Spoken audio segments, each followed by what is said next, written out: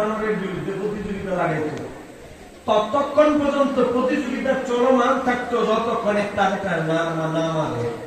একটা আরেকটার মার্ডার করা পর্যন্ত থামা নাই, এক বানরকে আরেক বানরের বিরুদ্ধে লাগাই দিত।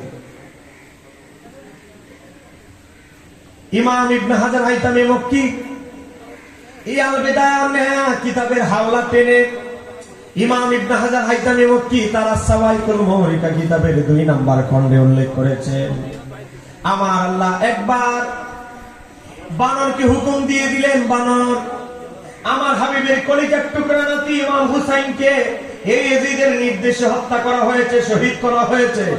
এ বানর তোমার হাতেই রাখলাম, ইয়াজিদের মৃত্যু ইমাম হুসাইনের বদলা নেওয়ার দায়িত্ব তুমি বানরকে দেওয়া হলো। আর একটু জোরে বলতে হবে সুবহানাল্লাহ। এটা ঠান্ডা হয়ে গেছে, কিছু খাওয়া দাওয়া করেছেন, একটু খরচ করেন না। হ্যাঁ, খাওয়া দাওয়ায় ভরপুর, গ্রামের নাম নানুপুর, তারপরে যদি চুপ করে থাকেন তো ভিন্ন হবে। কিছু খরচ করেন। আমার আগে আরো 2 জন বক্তা ওয়াজ করে গেছে, তাদের থেকে আমার পার্থক্য আছে। তাদের পরে তবারুক নাই, আমার পরে কিন্তু তবারুক। এইটা কিন্তু বুঝছি, আমি হলাম সেই বক্তা।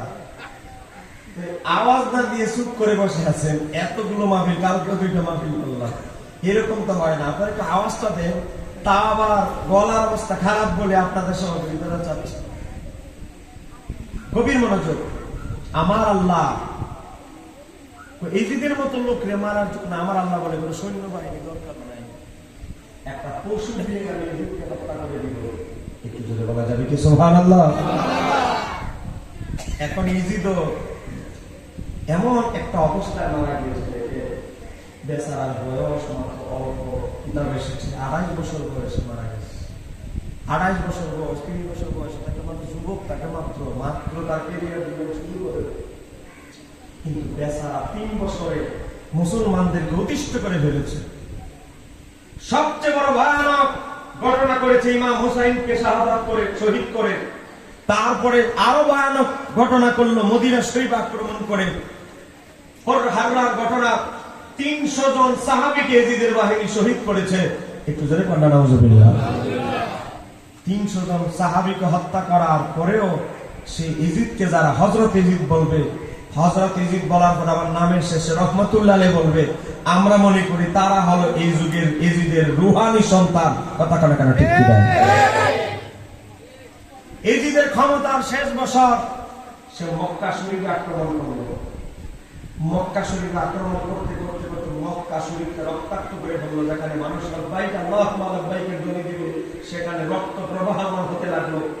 এক পর্যায়ে এমন ভাবে আক্রমণ করতে লাগলো, পাথর এমন ভাবে নিক্ষেপ করতে লাগলো, কাবা ঘরের পর্দা ঝুলে গেল, কাবা ঘরের গিলাফে পর্যন্ত আগুন ধরে গেল। একটু জোরে বলা যাবে কিনা? কোন মুসলমান কি কাবা ঘরে আক্রমণ করতে পারে? আবরাহা বাদশার পরিণতি কি হয়েছিল আপনারা জানেন। আলাম তারা কাইফা ফাআলা, আপনারা সব সময় আপনারা পড়েন সূরা ফিল।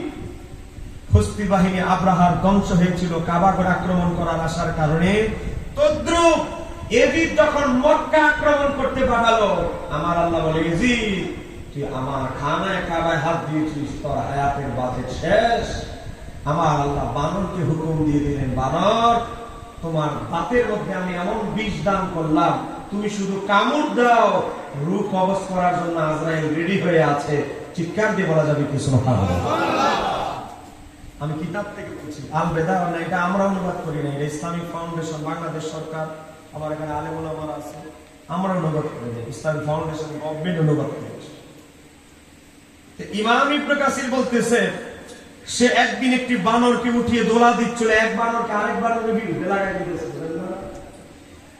আর অমনি একটি বানর তাকে কামড় দেয়, কামড়ের বিষে সে মারা যায়।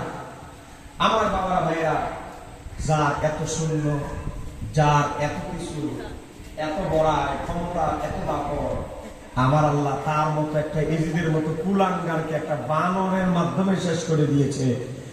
নমরুদের মতো ব্যক্তিকে যেমন কানের ভিতরে কি ঢুকেছে বলে গেছেন আপনারা, কানের ভিতরে কি ঢুকেছে? মশা। এক মশা দিয়ে নমরুদের মতো বাচ্চাই শেষ, আর এক বানরের কামড়ে এজিদের মতো ব্যক্তির ক্ষমতা শেষ। একটু জোরে বলা যাবে কি সুবহানাল্লাহ? এদের শেষ পরিণতি, এদের মৃত্যু কত অপমানজনক, কত অপমানজনক। কবরের এজিদ বাহিনীদের জন্য কি শাস্তি একটু যদি গবেষণা করে দেখে।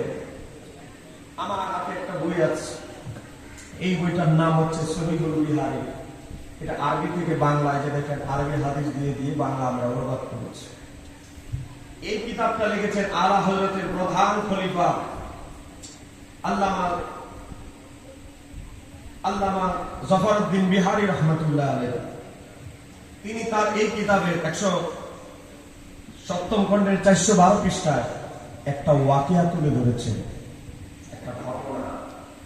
একটু মনোযোগ দিয়ে ঘটনাটা না শুনলে কিছু বুঝবেন না।